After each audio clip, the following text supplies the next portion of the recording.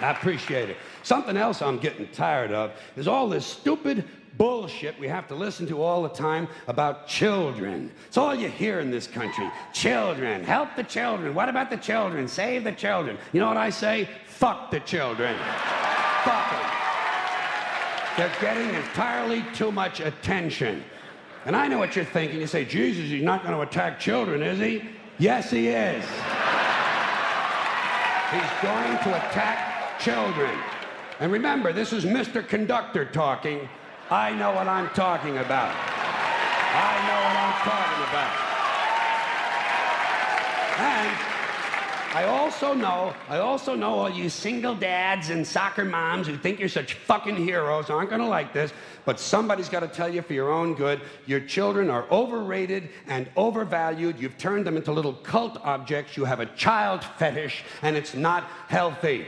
And don't give me that weak shit. Well, I love my children. Fuck you. Everybody loves their children. Doesn't make you special. John Wayne Gacy loved his children.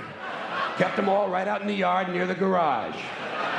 That's not what I'm talking about. What I'm talking about is this constant, mindless yammering in the media, this neurotic fixation that somehow everything has to be revolved around children. It's completely out of balance. Listen, there are a couple of things about kids you have to remember. First of all, they're not all cute, okay?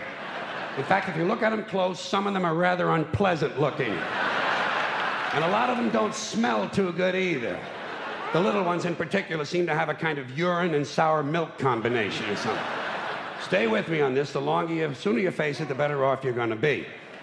Second premise, not all children are smart and clever. Got that? Kids are like any other group of people. A few winners, a whole lot of losers. There are a lot of loser kids out there who simply aren't going anywhere. And you can't save them all. You can't save them all. You got to let them go. You got to cut them loose. You got to stop overprotecting them because you're making them too soft. Today's kids are way too soft.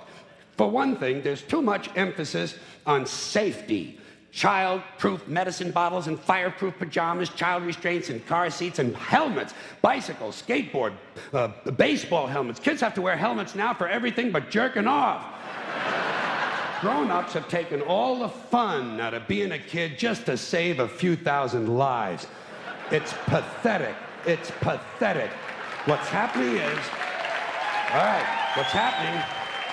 you know what it is? These baby boomers, these soft, fruity baby boomers, are raising an entire generation of soft, fruity kids who aren't even allowed to have hazardous toys, for Christ's sakes. Hazardous toys. Shit, whatever happened to natural selection? Survival of the fittest. The kid who swallows too many marbles doesn't grow up to have kids of his own. Simple as that. Simple. Nature knows best.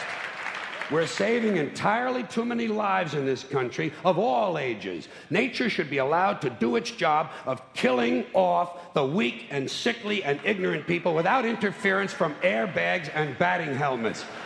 Just think of it as passive eugenics, okay? Now, here's another example of overprotection. Did you ever notice on the TV news, every time some guy with an AK-47 strolls onto a schoolyard and kills 3 or 4 kids and a couple of teachers, the next day, the school is overrun with counselors and psychiatrists and grief counselors and trauma therapists trying to help the children cope. Shit. When I was in school, someone came to our school and killed 3 or 4 of us. We went right on with our arithmetic. 35 classmates minus 4 equals 31. We were tough. I say if kids can handle the violence at home, they ought to be able to handle the violence in school. I'm not worried about guns in school. You know what I'm waiting for? Guns in church. That's going to be a lot of fun. And it'll happen. You watch. Some nut will go fucking ape shit in the church, and they'll refer to him as a disgruntled worshiper. Here's another bunch of ignorant shit. School uniforms. Bad theory. The idea that if kids wear uniforms to school, it helps keep order. Don't these schools do enough damage making all these kids think alike? Now they're going to get them to look alike, too? And it's not a new idea. I first saw it in old newsreels from the 1930s, but it was hard to understand because the narration was in German.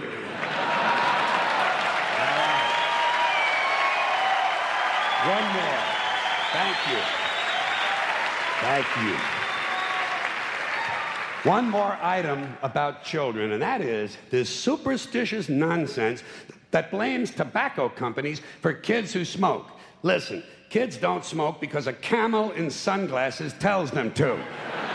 They smoke for the same reasons adults do, because it relieves anxiety and depression. And you'd be anxious and depressed, too, if you had to put up with these pathetic, insecure, striving, anal, yuppie parents who enroll you in college before you're old enough to know which side of the playpen smells the worst. And then they fill you full of Ritalin and drag you all over town in search of meaningless structure. Little League, Cub Scouts, swimming, soccer, karate, piano, bagpipes, watercolors, witchcraft, glass blowing, and dildo practice. They even have play dates, for Christ's sakes. Playing is now done by appointment. Whatever happened to you show me your wee-wee and I'll show you mine? Hey, no wonder kids smoke. It helps. Not as much as weed, but hey, you can't have everything. You know it's true. Parents are burning these kids out on structure. I think every day all children should have 3 hours of daydreaming. Just daydreaming. You could use a little of it yourself, by the way. Just sit at the window, stare at the clouds. It's good for you. If you want to know how you can help your children, leave them the fuck alone.